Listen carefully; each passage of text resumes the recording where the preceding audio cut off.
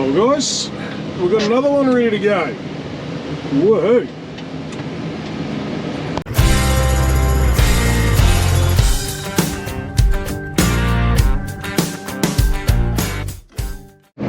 Oh, g'day everyone and welcome back to the channel. There's been a wee bit happened since the last time I saw you guys. I did try to make a video on the cleanup, but it just didn't work. It wasn't a very happy thing. So anyway, we had a massive wind gust storm essentially go through, I think 2 weeks ago tomorrow, today being Wednesday. Yeah, pretty destructive. I think the biggest gusts recorded were 180 k's in the flat, 190 k's on top of the hills. Yeah, she was pretty savage. There's a lot of trees down around south and a lot of fences flattened. But worse than that is there's a lot of damage to houses, buildings like wool sheds, yards, workshops, all that sort of stuff. And also some people still don't have power back 13 days later. So yeah, she was a bit of a major. So I just wanted to touch on that before we got into this video, and our thoughts are with everyone who's still dealing with that. We got pretty lucky here, I've got to admit. A wee bit of damage around the place, but nothing too serious. But yeah, a couple of neighbours weren't so lucky, and yeah, but as far as I'm aware, no one was seriously hurt and no one was killed. So as far as I'm aware, fingers crossed that is the case. So at least that, well, I wouldn't say it's a positive to come out of it, but it's not as negative as it could have been. But anyway, grass. We have another paddock ready to sow. It's also like 25 degrees here today, and man, it is good, but man, we are not used to it. It's awesome. The grass is actually growing. That is the neighbours, and they have got quite good covers. Wish we had that, but that's okay. We will get there. We put a bit of urea on the other day, 50 kgs to the hectare on, I think I did 75 hectares. I've got another 400 kgs or 500 kgs to pick up in Wyndham one day soon, but we will worry about that another day. For now, we'll get this going. So yeah, we've got, after this, 2.3 hectares left to go. I've got another 2 and then a 9 in since I was last talking to you guys, which is great. Man, it feels good. We are underway. It's all up and through the ground and looking pretty good actually. Yeah, so we're going to get this one done today, because possibly tomorrow afternoon, if not Friday, I'm going to drag that plough out of the shed, and that means tipping paddocks over. And once you tip them over, they stop growing. So I need this at the very least growing before I start making that other stuff not grow. But anyway, we'll go and do our first lap, and then I will, yeah, see you again.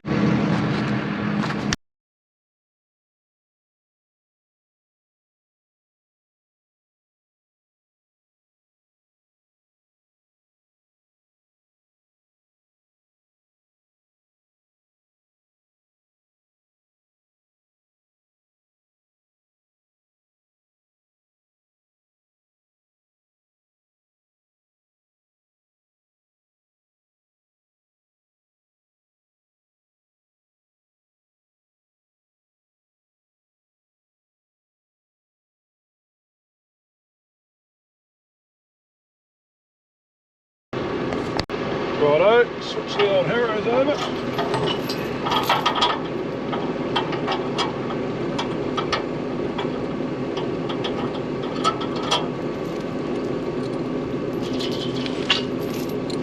Really should have them hanging off the outside of the drill for this paddock, but that is okay.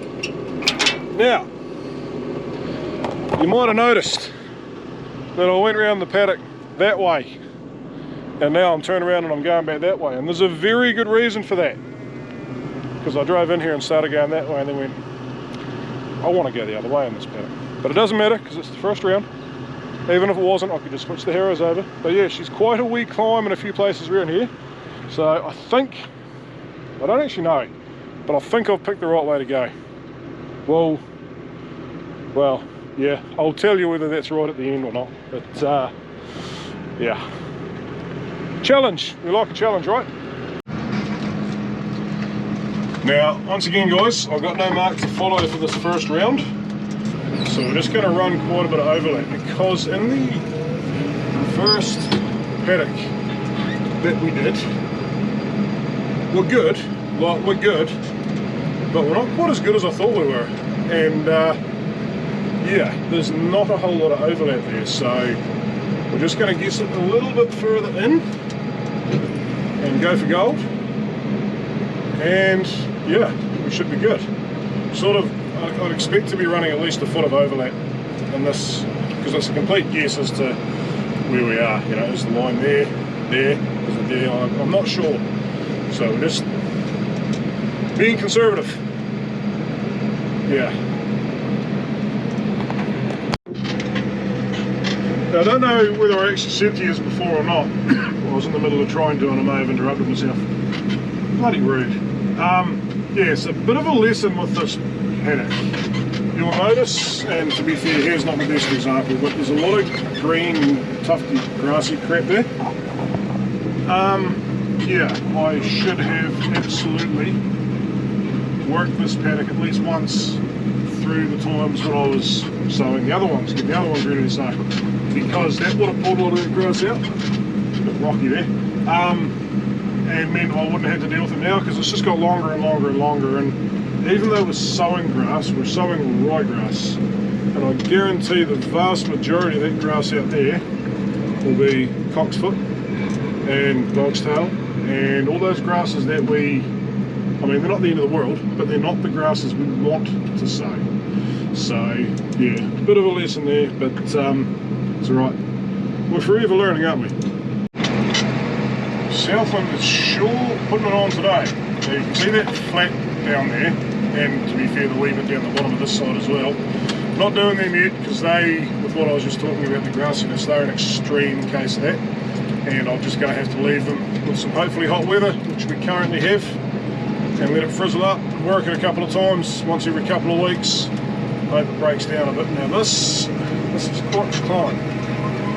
Don't know how it's going to show up on camera, but oh yeah, girl, don't like that.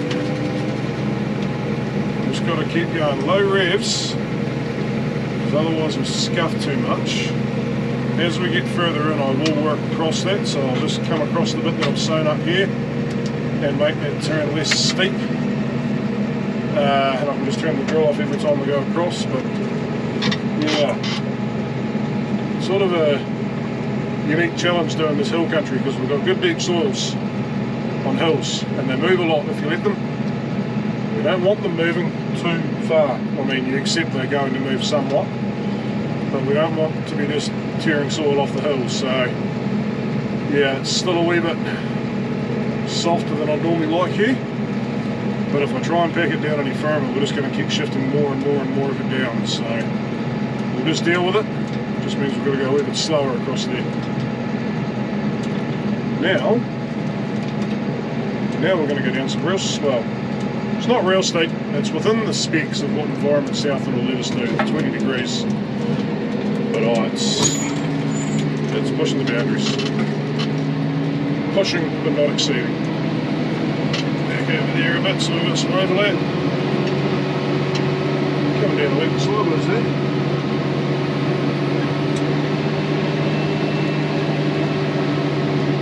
With the ducklings out in front of us. They'll be tasty by duck shooting. And now we're going to climb back up the hill.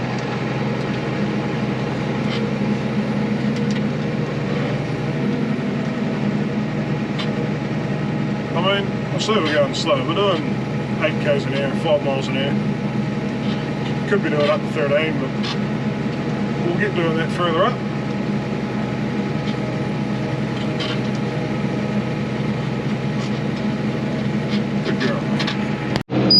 Righto guys, had to shoot away for a wee bit and do another job, but it's all done now. It's now 20 to 9 and we have got, at a guess, about 1.5 hectares to go. So, ticking away quite well. I just thought I'd touch on something because a lot of people don't know and old-fashioned ways of thinking. So I'm running this thing at quite low revs, like we're cruising along here now at 1300. And if it wasn't a hill paddock, I'd be doing more like 1200. But yeah, a lot of people sort of say, oh, your tractor's too big. Jeremy Clarkson thing. Yeah, whatever. We know. Hey Jeremy, can't have a tractor too big. But anyway, yeah, the reason we run, well, there's two reasons we run at such low revs. Diesel engines like to work, and they like to really work. Ideally, in a perfect world, like in a generator or a boat, they'll be running at 70% load, 70 to 75, all day long. At whatever revs they're running at, as long as they're loaded, they're happy. Now, in a tractor, you can't really do that, especially on hills, because you go uphill, you're at 100%, you go downhill, you're at not many percent. So what you do is you run it at lower revs so that it actually gets some load. I've got to have I don't have to have a tractor this big, but I've got to have a big tractor to haul this drill and everything else we got around the big hills, steep hills. So to keep it working hard, which stops the engine getting all gummed up with everything, you run it at lower revs and make it really, really snort. But the other side to that is that it actually really helps you with the traction on the hills. I mean, the bigger tractor's heavier, that helps for a start because it's got more control over what's behind you. But at the lower revs, they really, really, really bite. If you've got it screaming its head off, it's got a huge amount of torque available with the wheels, like way too much, and that will make it skid. Whereas if you're higher in the gears and lower in the revs, it's got less torque available to the wheels because you're higher in the gears, and it may not be running at enough revs to make peak torque as well. It does mean you have to be on the ball with changing down gear when you need to, or alternatively, when we're doing things like power harrowing and that, where you have to run a whole lot of revs, if you lose traction going up a hill, sometimes the best thing to do is actually bump it up a gear. If power is not your concern, if traction is your concern. But yeah, I know a lot of people go, oh, you shouldn't run a tractor that low on the revs, but actually, in hill country, yes, you should.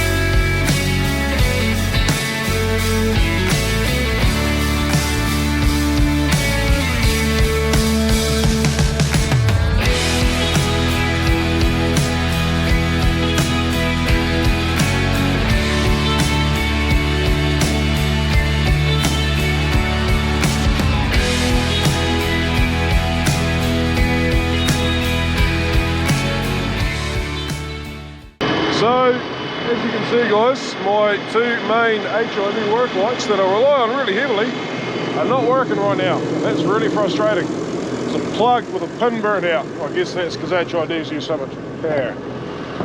The LEDs up there are pretty good. Like, they're really good. You don't really have to run any other lights when you got them on the back. But no, doing that, whereas the HIDs do about, I don't know, 5 times as much. The previous owner put them in there. Absolutely amazing. But yeah, they do sap a fair bit of power. So I'm going to be a farmer and I'm going to bridge around the plug, put a reasonably heavy duty wire in, a little bit heavier than what's there, around the plug, and both my HIDs are working in, which is awesome, until it burns something else out. Maybe I should get some LED headlights, I don't know. But anyway, let's check the seed. You guys probably can't see much in there. Oh, you can see a bit, but I can see it. And there's plenty there. We've got about 1/8 of a hectare left. In a perfect world, I would have about a bag of seed left in there when I'm finished. And I don't know, I guess there's about a bag of seed in there. 1/8 of a bag is pretty hard to pick.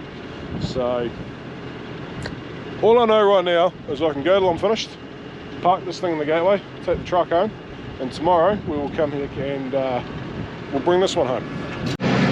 And there we go, guys, all done. We'll catch you guys tomorrow. We'll carry this one on, we'll ship the hoggets off, and then yeah, we'll show you what the next job is.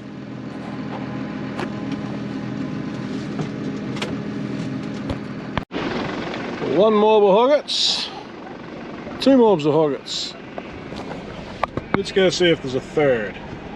We're a bit late starting filming today, guys. I've just had a bit of a muck around morning, put the kids in the bus, fed the pet lambs for Sarah, she was away doing another job, and shot to Matera to pick up 2 more generators. So yeah, no one can say we're not prepared for if that ever happens again. I'd like to think it'll never happen again anywhere like that. Well, never say never. Yeah, but we're prepared. So I've got 2 3.5s and a 3.3, and the 3.3 is a nice wee, quite easy one that you can pick up with one hand, which will be really handy for camping if we decide we need it. Not that I think we want to go that way for camping, but that gives us the option. So yeah, but anyway, we'll get these hoggets around the road, and then we'll see what this weather does and work out if we're going to go start that other job.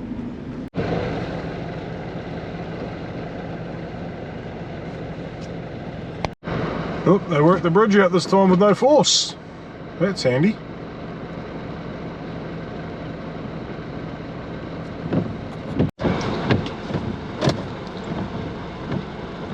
Should be happy as in there for about, I don't know, 4 or 5 days. Right, the next job. But you'll have to wait till the next video to see that, guys. Right, catch you next time.